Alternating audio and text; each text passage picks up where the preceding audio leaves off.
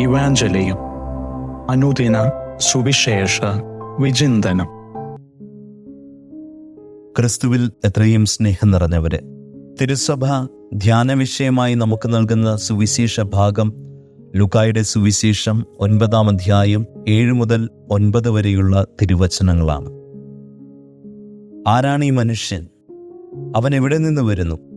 ഈശോയെ കണ്ടുമുട്ടുന്നവരെല്ലാം ചോദിക്കുന്ന ചോദ്യങ്ങൾ തന്നെയാണ് ഹെറോദസ് രാജാവ് ചോദിക്കുന്നത്. ആശ്ചര്യത്തോടും ഭയത്തോടും കൂടെയും ഈ ചോദ്യം ഉന്നയിക്കാം.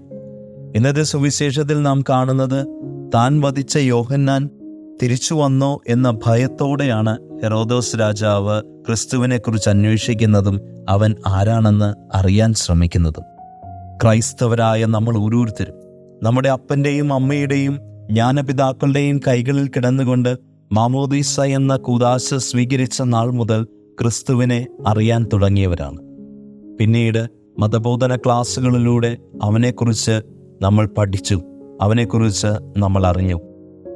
ഈശോയെ അറിയാത്ത ഹെറോദസ് രാജാവ് അവനെ അറിയാൻ ശ്രമിച്ചു. ഈശോയെ അറിയാവുന്ന നമ്മൾ അവനെ തിരിച്ചറിയുകയാണ് വേണ്ടത്. കാരണം അറിവിനേക്കാൾ വലുതാണ് തിരിച്ചറിവ്. എങ്ങനെയാണ് നമ്മൾ ക്രിസ്തുവിനെ തിരിച്ചറിയേണ്ടത്?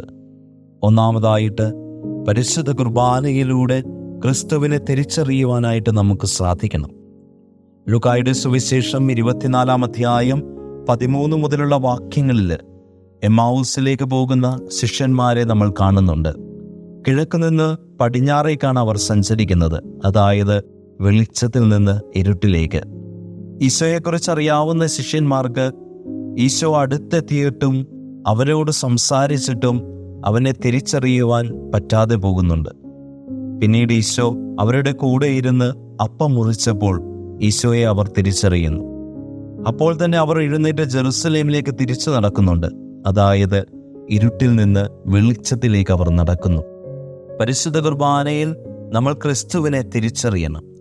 നമ്മളോടുള്ള സ്നേഹത്തെ പ്രതി കുരിശിൻ്റെ അൾത്താരയിൽ ജീവൻ ബലിയായി നൽകി അപ്പമായിട്ട് പരിശുദ്ധ കുർബാനയിലൂടെ എഴുന്നള്ളി വരുന്ന ക്രിസ്തുവിനെ നമ്മൾ തിരിച്ചറിയുമ്പോൾ ഇരുട്ടിൽ നിന്ന് പ്രകാശത്തിലേക്ക് നമുക്ക് നടക്കാൻ സാധിക്കും. രണ്ടാമതായിട്ട് നമ്മുടെ പ്രാർത്ഥനകളിലൂടെ ക്രിസ്തുവിനെ തിരിച്ചറിയണം. ഒരു വ്യക്തിയെ ഏറ്റവും അടുത്തറിയുവാനായിട്ടുള്ള ഏറ്റവും നല്ല മാർഗമെന്ന് പറയുന്നത് അയാളുമായിട്ടുള്ള നിരന്തര സംഭാഷണമാണ്. നിരന്തരമായിട്ട് ആ വ്യക്തിയുമായി സംസാരിക്കുമ്പോൾ അയാളുടെ ഇഷ്ടാനിഷ്ടങ്ങൾ അറിയുവാനായിട്ട് സാധിക്കും. ആഴത്തിൽ ആ വ്യക്തിയെ മനസ്സിലാക്കുവാനായിട്ട് സാധിക്കും. ക്രിസ്തുവുമായിട്ടുള്ള സംഭാഷണമാണ് പ്രാർത്ഥന. നിരന്തരമായിട്ട് നമ്മൾ പ്രാർത്ഥിക്കുമ്പോൾ ഈശോയെ തിരിച്ചറിയുവാനായിട്ട് നമുക്ക് സാധിക്കും. ഈശോയ്ക്ക് പറയുവാനായിട്ടുള്ള കാര്യങ്ങൾ മനസ്സിലാക്കുവാനായിട്ട് നമുക്ക് സാധിക്കും. ഈശോയെ കൂടുതൽ കൂടുതൽ സ്നേഹിക്കുവാനായിട്ട് നമുക്ക് സാധിക്കും. ഒരൊറ്റ ചോദ്യം മാത്രം, ഇങ്ങനെ ഈശോയുമായിട്ട് സംസാരിക്കുവാനായിട്ടുള്ള സമയം നമ്മൾ കണ്ടെത്താറുണ്ടോ എന്നുള്ളതാണ്.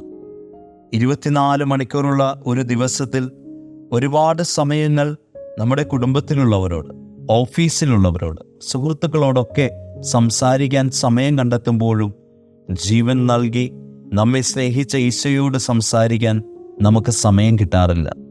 പ്രാർത്ഥന എന്ന മാർഗത്തിലൂടെ ഈശോയോട് സംസാരിക്കുമ്പോൾ ഈശോയെ തിരിച്ചറിയാനും അവന് നമ്മളോട് പറയുവാനായിട്ടുള്ള കാര്യങ്ങൾ മനസ്സിലാക്കി ജീവിതത്തിൽ പ്രാവർത്തികമാക്കാനും നമുക്ക് സാധിക്കും. പ്രിയമുള്ളവരെ, ഇന്നത്തെ സുവിശേഷത്തിൽ ഹെറോദസ് രാജാവ് തനിക്കറിയാത്ത ക്രിസ്തുവിനെ അറിയാൻ ശ്രമിച്ചെങ്കിൽ മാമോദീസ എന്ന കൂദാശയിലൂടെ നമ്മൾ അറിഞ്ഞു തുടങ്ങിയ ക്രിസ്തുവിനെ പരിശുദ്ധ കുർബാനയിലൂടെയും വ്യക്തിപരമായ പ്രാർത്ഥന എന്ന സംഭാഷണത്തിലൂടെയും തിരിച്ചറിയാൻ നമുക്ക് പരിശ്രമിക്കാം. ദൈവം നിങ്ങളെ ഓരോരുത്തരെയും സമൃദ്ധമായിട്ട് അനുഗ്രഹിക്കട്ടെ. ആമേൻ.